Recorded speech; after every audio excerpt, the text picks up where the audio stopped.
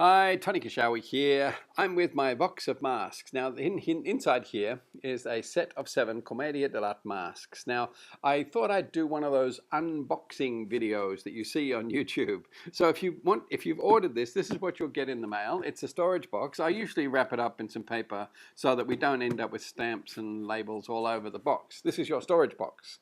So what I'd like to do is do an unboxing to show you what you would get if you receive this in the mail. Let's change cameras. There they are. These are we call the professional set because aesthetically they're very pleasing to the audience because they all look like leather masks. And the interesting thing about the leather masks is that the real leather masks have a bit of a sheen. They capture the light, and so that's what we've done with these masks. We've made them a bit glossy. There's Brighella and Punchinella. So, these masks are they're quite thick. They hold their own. They're not floppy things that you try and keep on your face. And also, I'd like to bring your attention to this adjustable strap. Now, I don't know whether you can see it very well on the camera, but here is a strap where you can just pull and it will tighten up. So it's great when you've got different size heads. And there's reinforcement. I don't know whether you can see that, but on the side, this is the weakest part, where the elastic is attached to the mask. We've put some gauze embedded into the rubber latex when we're making them. This gives it extra strength so that the students are just pulling and tugging at it, they won't break. Okay, so there's the doctor. There we have Tartaglia, that's stuttery old man, and we have Harlequino, the audience's favorite. Now I'm going to leave the captain in there because what we've got some care for instructions that come with the mask. There's a list of characters and the description. The description was sourced by the John Rundland book and a scene study book by Barry Rolfe.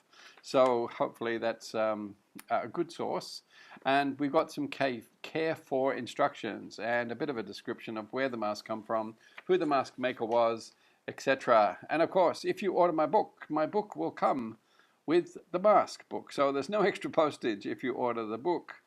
So if you have a look at my book on the internet, you'll see that it's full of instructions. It's jam-packed full of ideas, Lazzi, all the exercises that you might need to teach the students the traditional walks and I think the captain's stance there, for example. So, anything you need to know. There's lots of exercises I've developed over the years. There's Pantalone's walk and position, body language, and so on.